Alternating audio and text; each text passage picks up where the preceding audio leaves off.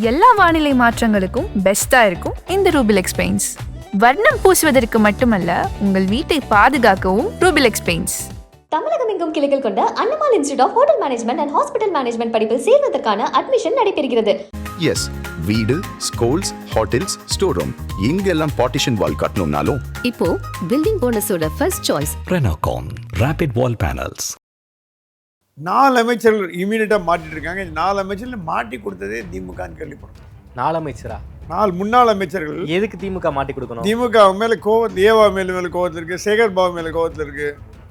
ஏவா வேலுக்கிட்ட கைமாத்தா ஒரு 10,000 கோடி வாங்கினாங்க தேர்தல் நேரத்தில். கைமாத்தா வாங்கினாங்க. என்னென்னா திருப்பி கொடுக்கணும், தேர்தல் செலவு முடிஞ்சு திருப்பி கொடுக்கணும். உங்கள்கிட்ட லிக்விட் கேஷ் எங்கிட்ட இல்லை, எலெக்ஷன் கமிஷன் நாம் போட்டாச்சு அப்படின்னு. இவர் கேரண்டியாக கொடுக்குறேன்னு சொன்னால் கொடுத்தாரு, தலைமைக்கு கொடுத்தாரு. தேர்தல் தோற்றி பண்ணது பணம் திரும்பி வரல. இவர் நச்சரிக்க ஆரம்பிச்சிட்டார். என் பணம் போச்சுங்க, நீ என்ன பண்ண, நீ வாய் தகரால், நீ என்ன பண்ண, நான் என்ன பண்ண, நீ என்ன பண்ண, நீ இது பண்ண, அது பண்ண, இது பண்ண.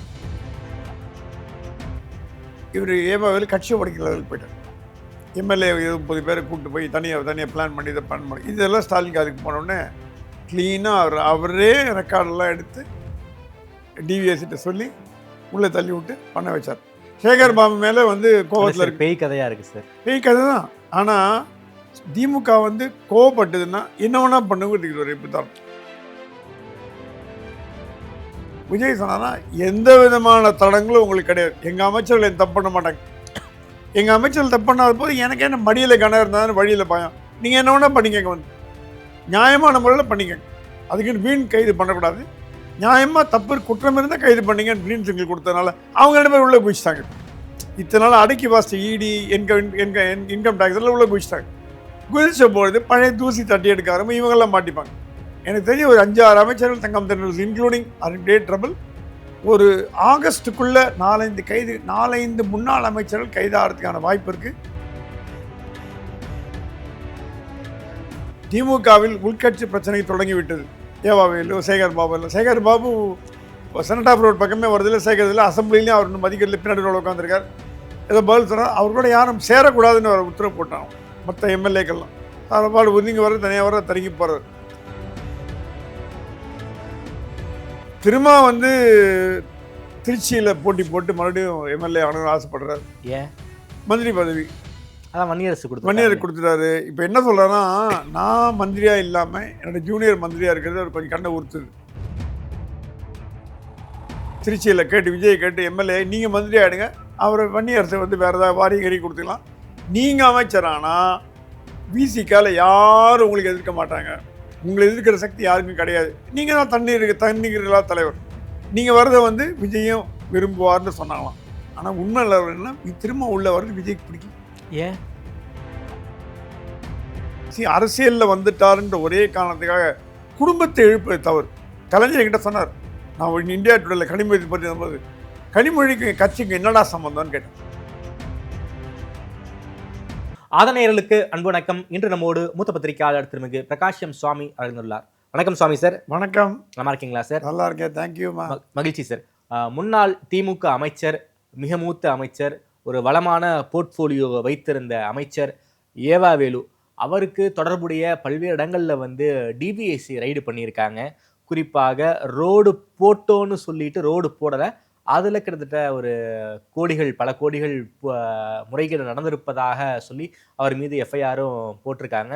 முன்னாள் அமைச்சர்களை விஜய் குறிவைக்க ஆரம்பித்து விட்டார்னு எடுத்துக்கலாமா சார்? எம்ஜிஆர் பாணியில் நான் ஆணையிட்டால் அது நடந்து விட்டால்னு சவுக்கு எடுக்க ஆரம்பிச்சிட்டார் விஜய்.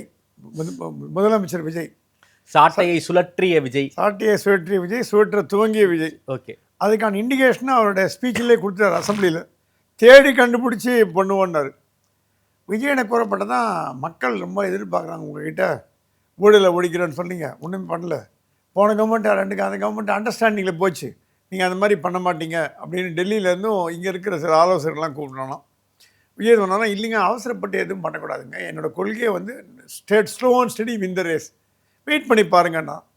அருணோட ஒரு மீட்டிங் போட்டாராம். எல்லா ஃபைல் எடுங்க, போன அமைச்சர்கள் பண்ண ஊழல்கள் என்னென்ன ரெக்கார்டு எடுங்க.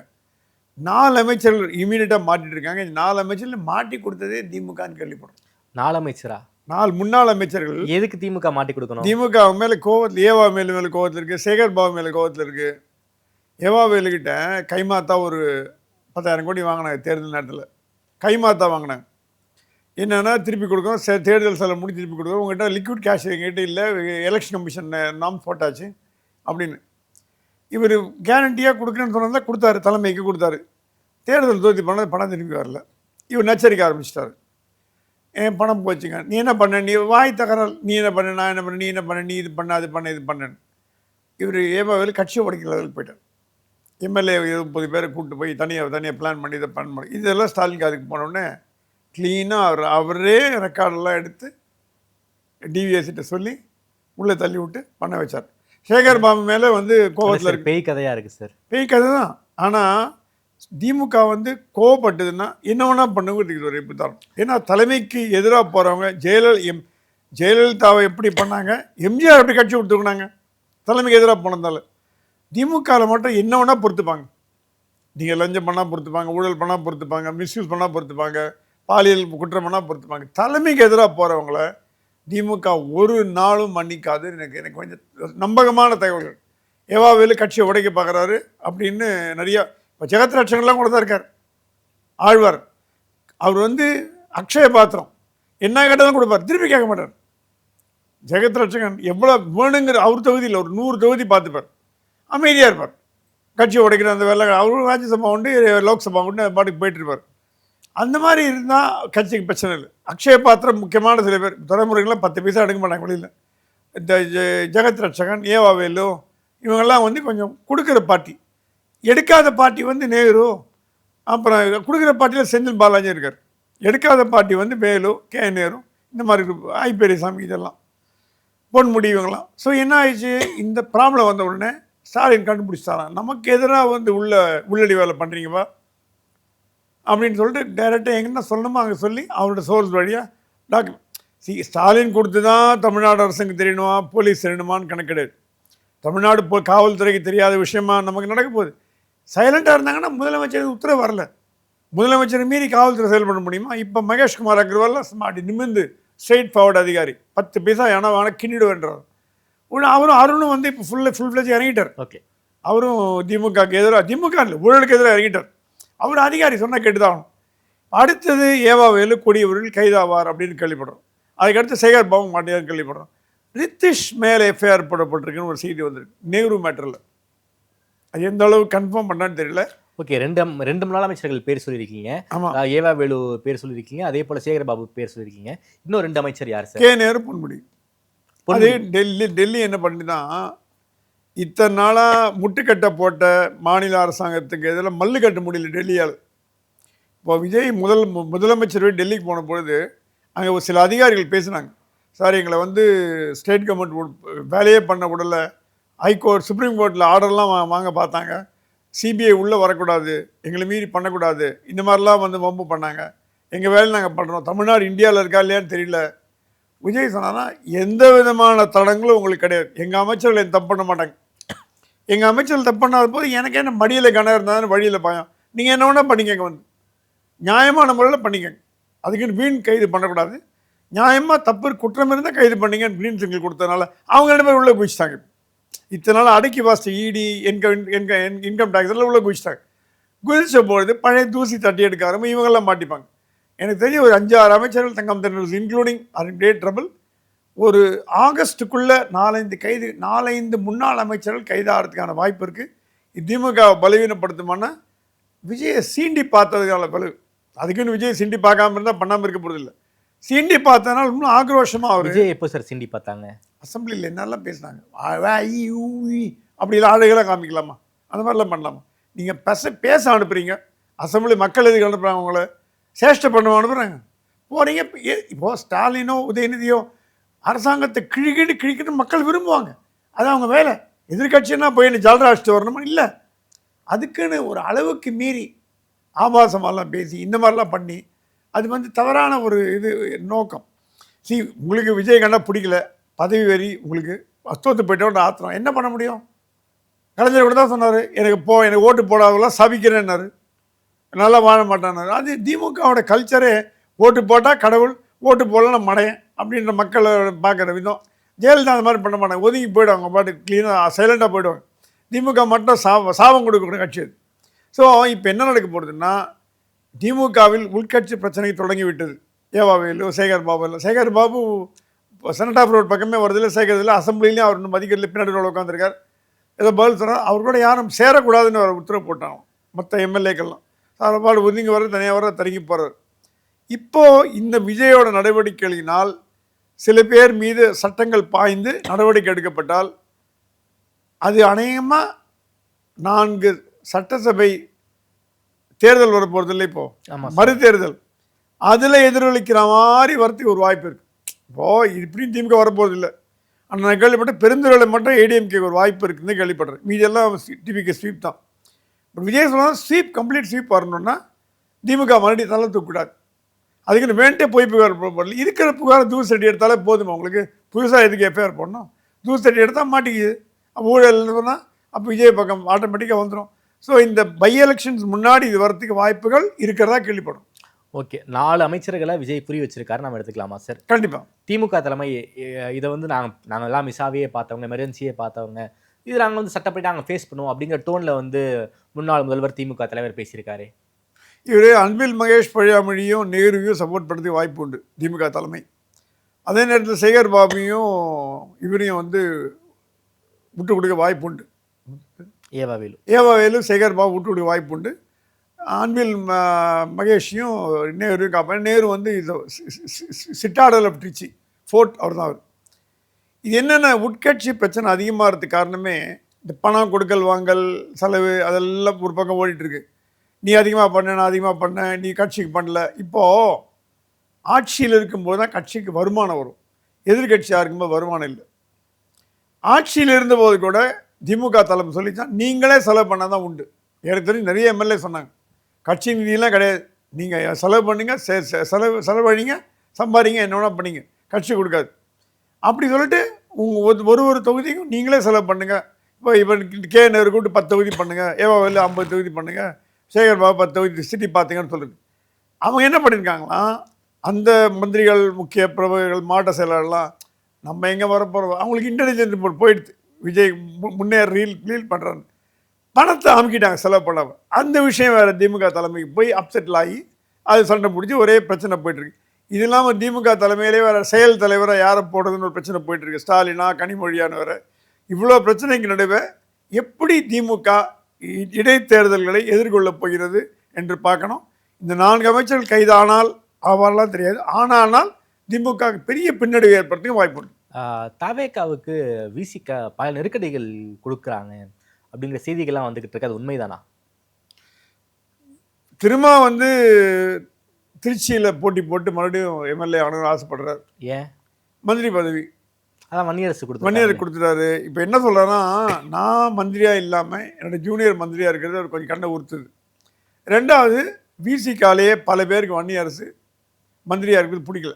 அவர் என்னங்க பண்ணார், வன்னியரசு எம்எல்ஏ ஆனார், மந்திரி ஆனார். நீங்களே எம்எல்ஏனா மந்திரி, அதுக்குன்னு என்ன பண்ண முடியும்? அவர் வன்னியரசு சொல்லி குறை சொல்லி தப்பு இல்லை.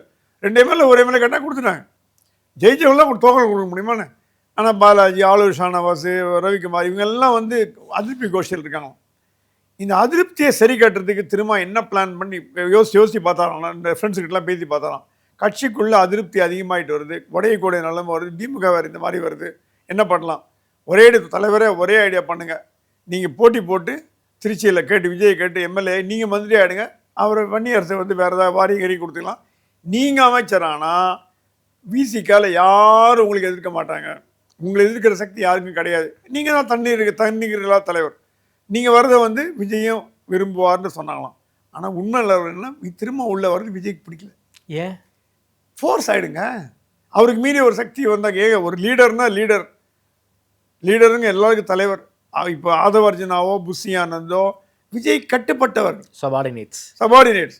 கேபினெட்டில் விஸ்வநாதன் கூட காங்கிரஸ் பெரிய தலைவர் தான், காஞ்சிபுரம் எம்பியாக இருந்தார், ரொம்ப அமைதியாக இருக்கார். நல்ல எஜுகேஷனில் காங்கிரஸ் நமக்கு பிடிக்காமல் இருந்தால் கூட விஸ்வநாதன் செயல்பாடுகள் பிரமாதமாக இருக்கிறது. கோட்டை வாட்டத்தில் பேசுகிறாங்க. காலேஜில் அட்மிஷன்லாம் டொனேஷன்லாம் ஒழிச்சு தரோம். ஏழை மாணவர்களுக்கு ஒரு பிரின்சிபலாக சொன்னாராம், மரியாதை ஏழை மாணவர்கள்லாம் கொடு, டியூ கொடு, கேபிடேஷன் ஃபீ வாங்காத, ஏன்னா அவர் தான் உயர்கல்வித்துறை. அந்த மாதிரி ஒரு சிஸ்டமேட்டிக்காக பண்ணுறாரு. அந்த மாதிரி திரும்ப இருப்பாரான்னு கேட்டிங்கன்னா அவரோட நேச்சர், அவரை குறை சொல்ல மாட்டேன். அவர் இயல்பு, என் இயல்பு உங்கள் இயல்பு வேறு, என் இயல்பு வேறு. என் இயல்பு யார்ட்டையும் கேட்காதவன், எவன் பேச்சும் மதிக்காதவன். அந்த மாதிரி திரும்ப அப்படி தான் அவர் அடங்க மறு. அவரை போய் உட்கார வச்சிங்கன்னா அடங்க மறுத்தாருன்னா நாளைக்கு பல்வேறு சிக்கல்கள் வரும்ன்றதுனால விஜய் என்ன பண்ணாருன்னா இப்போவே நம்ம சீட் கொடுக்க அவங்க விட்டானா ப்ராப்ளம் இல்லைன்ற மாதிரி. ஸோ அது திருமாவுக்கு தெரிஞ்சு போச்சு. திமுக ஒரு லைன் விட்டுருக்காரு, திருப்பி நாங்கள் உங்கள் கூட்டணியிலே வரலாமா அப்படின்னு கேட்டு. இது நடுவில் வன்னி அரசுக்கும் ஏ ராஜாவுக்கும் சண்டை ஒன்று ஓடிட்டுருக்கு. அதனால் டெம்பரரியாக ஹால்ட்டில் இருக்குது, அந்த மேட்ரு ஹால்ட்டில் இருக்குது. ஏன்னா இந்த சண்டை போக முடியாது. சண்டை முடிந்த பிறகு சமாதானமான பிறகு திருமா என்ன முடிவெடுக்கிறான்னு தெரியாது. ஏன்னா Thiruma is not happy with Vanni அரசு கண்டினியூயிங் இந்த கேபினட். குறிப்பாக ஐயுஎம்எல் 2 லெஃப்ட்டுமே நாங்கள் திமுகவோடு கூட்டணி இல்லைன்னு வெளிப்படையாக சொல்லியாச்சு. ஆனால் விசிகா மட்டும் சொல்லாமல், அதுதான் விசிகா சொல்லணும்னு ஆதவர்ஜனாவும் விரும்புகிறாரோ இல்லையோ விஜய் விரும்புகிறார். அதோட விஜய் என்ன கேட்டாரா, அவங்க இந்த அசம்பிளியில் உதயநிதி பண்ண கலாட்டாக்கெல்லாம் நம்ம கூட இருக்கிற கூட்டணியிலேருந்து யாருமே வாய் திறக்கலையே. தாவேக்கால யாராவது பேசணுன்னா விஜய் பர்மிஷன் வாங்கணும். ஆப்வியஸ்லி விஜயை மீறி தாவேக்கால யாருமே நிர்மல்குமாரோ புஷி ஆனந்தோ அதை பேச முடியாது.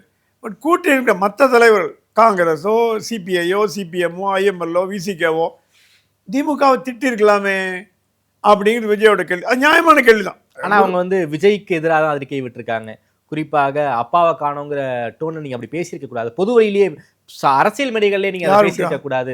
திரும்பவே பேசுறீங்க, அரசியல் மேடைகள்லேயே நீங்கள் இதை பேசியிருக்க கூடாது. நீங்கள் சட்டசபையில் பேசியிருக்கீங்க. இதே டோனில் சிபிஎம் சண்முகம் அவர்களும் அறிக்கை விட்டுருக்காங்க. அவர் உதயநிதியையும் சேர்த்து தான் சாடியிருக்காரு.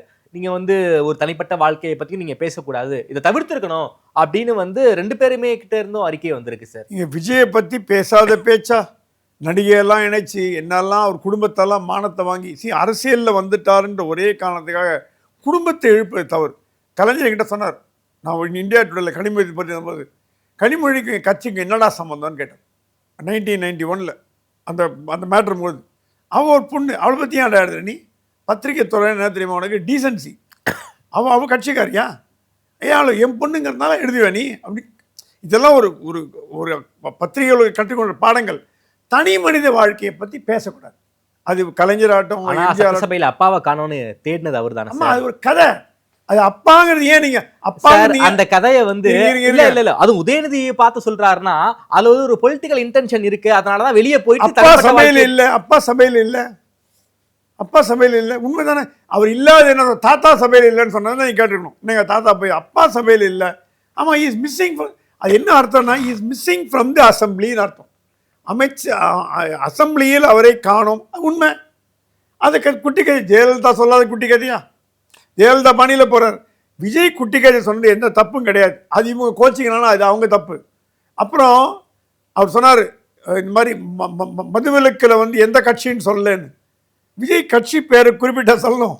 இல்ல சார், கேட்டா உதயநிதி கேட்டா மரியாதையா எந்த கட்சின்னு சொல்ல போறீங்களா இல்லையா? ஆமா சார், பார்ட்டி ஃபண்ட் பத்தி அவங்க கேட்டாங்க. எந்த பார்ட்டின்னு சொல்லுங்க. எந்த பார்ட்டி இருந்தது ஆட்சியில? இல்ல நீங்க தானே இப்ப ஆட்சியில இருக்கீங்க.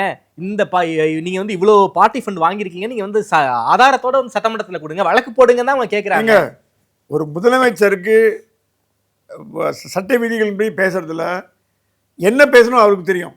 அவர் பூடகமா பேசினா விட இந்த பார்ட்டி ஃபண்ட் என்பது டிவிக்கே கிடையாது, பிஜேபி கிடையாது, காங்கிரஸ் கிடையாது, முஸ்லீம் லீக் கிடையாது, விசிகே கிடையாது. எந்த கட்சி ஆட்சியில் இருக்கோ அதுதானே திமுகன்னு சொல்லணுமா? குழந்தை தமிழ்நாட்டில் உள்ள குழந்தை கேட்டு பாருங்க, பார்ட்டி ஃபண்ட் டிஎம்கேன்னு கூட சொல்லட்டும் சார். அது ஆதாரத்தோட ப்ரூஃப் பண்ணுங்கன்னு தான் திமுக தரப்பு கேட்கறாங்க. நாங்க யார்கிட்ட இருந்து எவ்வளவு பார்ட்டி ஃபண்ட் வாங்கணுங்கிறத நீங்க ப்ரூஃப் பண்ணுங்கன்னு கேட்கறாங்க. எந்த கட்சின்னு கேட்கறாங்க. தியாகராஜனே அவர் ஸ்டேட்மெண்ட்ல கொடுத்துருக்காரு. அப்பா பங்கன் மாப்பிள்ளை 3 பேருக்கு கொள்ளாடி அவங்க ஆளுங்களே சொல்லிருக்காங்களே, அது ரெக்கார்டில் வந்தது. தப்போ ரைட்டாக வேறு விஷயம். அவங்க வாயாலே உண்மை வந்ததுக்கப்புறம் என்ன உங்களுக்கு உண்மை வேணும்? யாராவது நாங்கள் 10 ரூபா பாட்டில் பாலாஜின்னு பாடினாரு. விஜய் பாடினாரா இல்லை தேர்தலுக்கு முன்னாடி பாடினாரா இல்லையா? இன்னைக்கு பாட்டுக்கு 20 ரூபா வாங்கிட்டு இருக்காங்க. அது கட்சி அது தனிப்பட்ட முறைக்கு போகலன்னு சொல்லிட்டார். நிர்வாகத்திறன். ஏன்னா அங்கே இருக்கிறவங்க டீ சம்பளம் எலக்ட்ரிசிட்டி பில் என்ன பண்ணுன்னு கேட்குறாரு. ஆமா சார், அது அந்த பணம் கரூருக்கு என்ன போச்சு இதுக்கு முன்னாடி? இல்லை சார், கடந்த ஆட்சியிலையும் பாட்டிலுக்கு 10 ரூபா வாங்கினாங்க. அதுவும் அந்த நிர்வாக செலவுக்கு தான் போயிருக்கு. அது அன்னைக்கு தெரியாம விஜய் பாட்டிலுக்கு 10 ரூபான்னு நிர்வாக செலவுக்கு போல, கரூர் கேங் எடுத்துட்டு போலான்னு சொன்னாங்க. அப்படிதானே பேச்சு வந்தது. நம்ம பார்க்கல, கரூர் கேங் கிட்ட போச்சுன்னு தான் பேச்சு வந்தது. இல்ல அது சார் மறுக்கல யாருமே. போன ஆட்சியிலையும் அங்க வேலை பார்க்குற சூப்பர்வைசர்ஸ்க்கும் அங்க டாஸ்மார்க்ல வேலை பார்க்குற எடுத்து கொடுக்குறவங்களுக்கும் அதே 10,000 ரூபாய் தான் சம்பளம். ₹1 அன்னைக்கு பாட்டிலுக்கு 10 ரூபாய் வாங்கினது கரூர் கேங்குக்கு போயிருக்குன்னா இன்னைக்கு யார்கிட்ட போயிட்டு இருக்கு? இன்னைக்கு அரசாங்கத்திட்ட போய் அதான் சொன்னாரு, வருமானங்கள் முழுவதும் அரசாங்கிட்ட வந்து விட்டன. விஜயை பத்தி என்ன குறை சொன்னா கூட ஊழல் இன்னி வரைக்கும் ஊழல் பண்ணதா எந்த ரெக்கார்டு இல்ல. ஆமா, இன்னி வரைக்கும் இல்ல. ஆட்சிக்கு ஒரு 40 நாள் தான். கிட்டத்தட்ட ஒரு மின்சார வாரியத்துல ஏகப்பட்ட பேருக்கு வேலை போட்டு கொடுத்துருக்காரு. அது எல்லாரும் சொன்னாங்க நான் பணமே கொடுக்கலன்ற மாதிரி. சார் 40 நாள்ல எப்படி சார் எக்ஸாம் நடத்தி இன்டர்வியூ நடத்தி வேலை போட்டு கொடுக்குறாங்களா? திமுக ஆட்சியில பண்ண வேலைக்கு கையெழுத்து போட்டு அவங்க இது பண்ணிருக்காங்க சார். சூஸ் பண்ணலாம் இல்லையா? இல்ல சார், சூஸ் பண்ணிக்கலாம் இல்லையா? இல்ல இப்போ இப்போ ஒரு இன்டர்வியூ பண்றாங்கன்னா இன்டர்வியூ பண்ணி அடுத்த லெவல் ஜாப் அப்பாயின்மெண்ட் கொடுக்கணும். கேள்வி கேட்டு நீ பணம் வாங்கிட்டியா இல்லையான்னு கேட்டு கொடுக்கலாம். பணம் கொடுக்கல இல்ல, அப்பாயின்மெண்ட் ஆர்டர் மட்டும் தான் டிவில கொடுத்தாங்க. Recruitment process was done by DMK. ஒத்துக்கிறேன். அப்ப என்ன அவங்க கேட்டிருப்பாங்க, ஒரே கேள்வி, நீ பணம் கொடுத்து வேலைக்கு வந்தியா இல்லையான்னு கேட்டிருப்பாங்க. அந்த அப்பாயின்மெண்ட் ஆர்டர் எல்லாருமே பணம் கொடுத்து வந்தாங்க. அவங்க இப்போ ஒரு ஃபைல் இருக்கு, they are selected through the TNPC recruitment sir. அப்ப நியாயமா வந்தவங்க இருந்திருக்கலாமே, நிறைய பேர் இருந்திருக்கலாமே, இல்லன்னு எப்படி சொல்ல முடியும் சார்?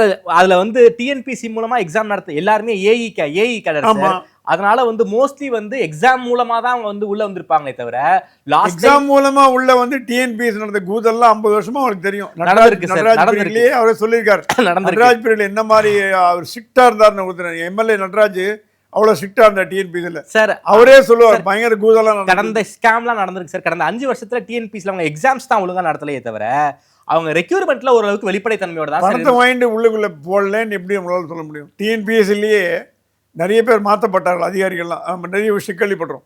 பணத்தை இப்போ என்ன விஜய் என்ன பண்ணியிருக்காருன்னு நமக்கு தெரியாது. என்ன பண்ணிருக்காருன்னா, பணம் கொடுத்தவர்களுக்கு சீட் இல்லை, வேலை இல்லை. பணம் கொடுக்காதவள் சில ரொம்ப ஏழைங்க கஷ்டப்படுறவங்கள அவங்க டிஎன்பிஎன் இவங்க எக்ஸாம் கண்டக்ட் பண்ணல, இவங்க கண்டக்ட் பண்ணல, இவங்க இன்டர்வியூ கண்டக்ட் பண்ணல, எதுவும் பண்ணல. அந்த லிஸ்ட்லேருந்து சூஸ் பண்ணி டிசர்விங் கேண்டிடேட்ஸாக schedule caste, schedule tribe, deserving candidates, அவங்க இந்த மாதிரி வறுமை கோட்டு கீழே உள்ளவங்க, அப்பா அம்மா, அது ஒரு நாள் செக் பண்ணலாமே, அது 2 நாள் செக் பண்ணலாமே, 100 அதிகாரி செக் பண்ணது என்ன போச்சு, எலக்ட்ரிசிட்டி போர்டே போடலாமே. அந்த மாதிரி அதிகாரி செக் பண்ணி எடுத்தது தான் இப்போ அப்பாயின்மெண்ட். இந்த அப்பாயின்மெண்ட் நியாயமான மனக்கடை விஜய் அரசாங்கத்தை பொறுத்த வரைக்கும் நியாயமானது. அதில் 2 பேர் பணத்தை கொடுத்து நான் பணம் கொடுக்கலான்னு சொல்லி தான் நமக்கு தெரிஞ்சிருக்காது. ஆனால் விஜய் அரசாங்கம் பணம் வாங்கிட்டா விஜய் அரசாங்கம் பணம் வாங்கலை. முன்னாடி என்ன பண்ணாங்க நமக்கு தெரியாது. எங்ககிட்ட நாங்கள் விஜய் என்ன சொன்னார், நாங்கள் பணம் வாங்காமல் கொடுக்குறோன்னு சொன்னார். அது கரெக்ட் தானே?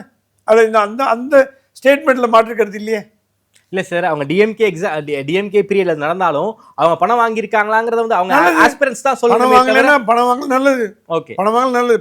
பணம் வாங்கியிருந்தானா தப்பு, பணம் வாங்க நல்லது. ஸோ விஜய் எப்படியுமே டிசர்விங் கேண்டிடேட்னு கேள்விப்படும். Okay sir. சார் குறிப்பாக கடந்த வாரம் பிரான்ஸ் டிபார்ட்மெண்ட்ல இருந்து வெள்ளை அறிக்கை வெளியானது. இன்னைக்கு எலக்ட்ரிசிட்டி போர்டில் இருந்து வெள்ளை அறிக்கை வெளியாயிருக்கு. இன்னும் வரக்கூடிய பெரும்பான்மையான துறைகள்ல இருந்து இந்த மாதிரியான ஒயிட் பேப்பர்ஸ் வரும்னு சொல்றாங்களே, இது எப்படி போக வாய்ப்பு இருக்கு? என்ன நடக்க போதா? அடுத்தது HRNC-லேருந்து வரும்னு கேள்விப்படுறோம். ஓகே, ரமேஷ் ரொம்ப தீவிரமாக ஈடுபட்டிருக்காராம். கோயிலில் அதுக்கு ஒரு ஹிண்ட், இப்போது ஒரு ஹிண்ட்டும் விஜய் அவர் ஸ்பீச்சில் கொடுத்துட்டார். கோவிலில் தங்கத்தை உருக்குவோம் சொன்னார் பார்த்தீங்களா? அவர் சொன்னார் ரமேஷை கூப்பிட்டு எந்தெந்த கோயிலில் எவ்வளோ நகைகள் தானமாக கொடுக்கப்பட்டது. கிட்டத்தட்ட 500 கோடி வாடகை வசூல் பெண்டிங்கில் நிற்குது. இப்போ கபாலி கோயில் லேண்டெல்லாம் யாரோ ஆக்கிவே பண்ணிட்டோம். மயிலாப்பூர் கிளப்னு ஒரு கிளப்பு ₹1 ரெண்டில் 10 ஏக்கர் 20 ஏக்கர் ஒரு எக்ஸாம்பிள் 20 எடுத்தது, அதெல்லாம் போட்டாங்க. PS பள்ளிக்கூடம் கிரிக்கெட் கிரவுண்ட் நடத்தியிருந்தது, அதை மட்டும் பிடுங்கினாங்க கவர்மெண்ட்லேருந்து. ஏன்னா அது பெண்ணாத்தூர் சுப்பிரமணிய ஐயர் பள்ளிக்கூடமும், அதனால் அதை மட்டும் பிடிக்கிட்டாங்க. பிடிங்க அதை இப்போ ஓப்பனாக வச்சுருக்காங்க. சார் அந்த மயிலாப்பூர் கிளப்பையும் பிடிக்கிட்டாங்க சார். சேகர்பாபு தான் சார் பிடுங்க. சேகர்பாபு பிடிங்கினார். ஏன்னா அது சேகர்பாபு பிடுங்கினார். அது அங்கே டீலிங் ஒத்து வரலன்னு பிடுங்கினார். அது வேறு விஷயம் சொல்கிறேன். ஸோ நீங்கள் கோயில் நிலங்களை, கோயில் இப்போது கிரீன்வேஸ் ரோட்டில் கல்யாண மண்டபம் கட்டிருக்காங்க. கபாலி கோயில் நிலத்தில் மிகப்பெரிய திருமண மண்டபம். கபாலி கோயில் நிலம், கபாலி கோயில் பணம், மக்கள் வருமானம், உண்டியலில் போட்ட பணம். அங்கே இந்துக்களுக்கு மட்டுமே திருமணம் நடைபெறுகிறதா என்றால் இல்லை. நான் மற்ற மதங்களை தப்பாக பேசல, கிறிஸ்தவர்களுக்கும் இஸ்லாமியர்களுக்கும் சேர்த்தே அந்த இடம் வாடகைக்கு. ஏன்னா கல்யாணம் பண்ண வாடகை. ஒரு சர்ச்சில் போய் இந்து கல்யாணம் பண்ண முடியுமோ? பண்ண முடியாது. ஒரு மசூதியில் போய் இந்து கல்யாணம். ஆனால் கபாலி கோயில் லேண்டில் கட்டின ஒரு கல்யாண மண்டபத்தில் கிறிஸ்தவர்கள் இஸ்லாமியர்கள் சந்தோஷம் தான் கல்யாணம் பண்ணுறது. இந்த மாதிரி நடவடிக்கைகள் கூடாதுன்னு தான் கட்டணம் கட்டக்கூடாதுன்னு மெட்ராஸ் ஹைகோர்ட்டே ஆர்டர் போட்டு, நம்பர் சொல்ல மெட்ராஸ் ஹைகோர்ட் ஆர்டர் போட்டிருக்கு. இப்போ இன்ஃப்ராஸ்ட்ரக்சர் டெவலப்மெண்ட்லாம் அதுலேருந்து பண்ணக்கூடாது. எனக்கு தெரிஞ்சு ஹெச்ஆர்என்சியில் திமுக வந்த உடனே எல்லா ஈஓவும் கிரஸ்டாக புது வண்டி வாங்கி போட்டாங்க.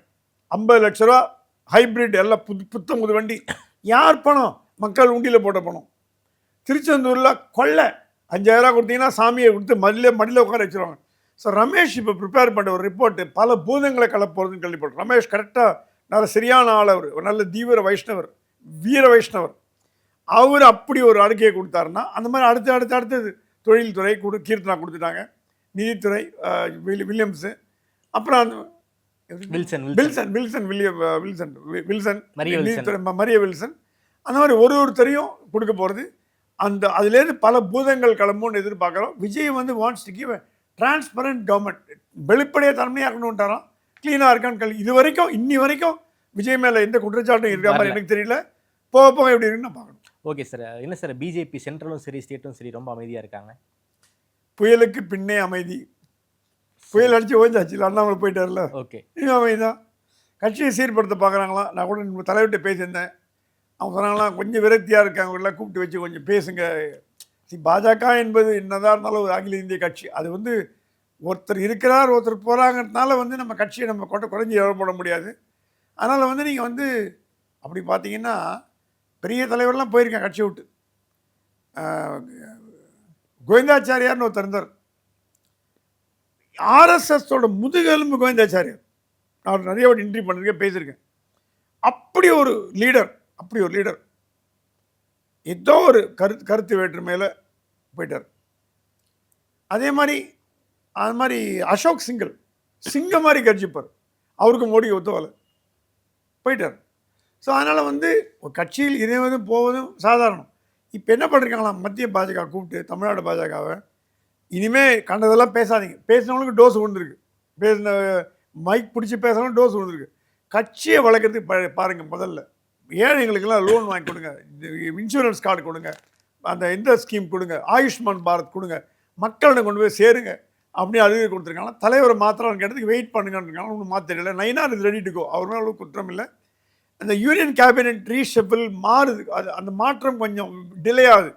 அது மாறும்பொழுது நெந்தி கூட நியூஸ் வந்து Murugan is ready to leave, Murugan போயிடுவார், முருகன் அந்த இடத்துல நயனாரை போடுவாங்கன்னு. இதெல்லாம் ஏசியமாக தான் இருக்கலாம், நமக்கு தெரியாது. ஆனால் புதிய மாநில தலைவர் வர்றதுக்கான வாய்ப்புகள் அதிகம். நயனார் டெல்லிக்கு போனார்னா யாராவது ஒரு இளைஞரோ யாராவது எடுத்து போடலாம். பட் அது எந்த அளவுக்கு எஃபெக்டிவாக இருக்கும், எந்த அளவுக்கு தலைமை பண்பு மிக்கவங்களை போடுவாங்கிறத பொறுத்து இருந்தால் பார்க்கணும். ஓகே சார், ரொம்ப நன்றி சார். தமிழ்நாடு அரசு தொடர்பான பல்வேறு கேள்விகளுக்கு ரொம்ப பதில் சொல்லியிருக்கீங்க. நன்றி. நேரில் கொடுத்த விஷயம் நன்றி சுவாமி சார். நன்றி.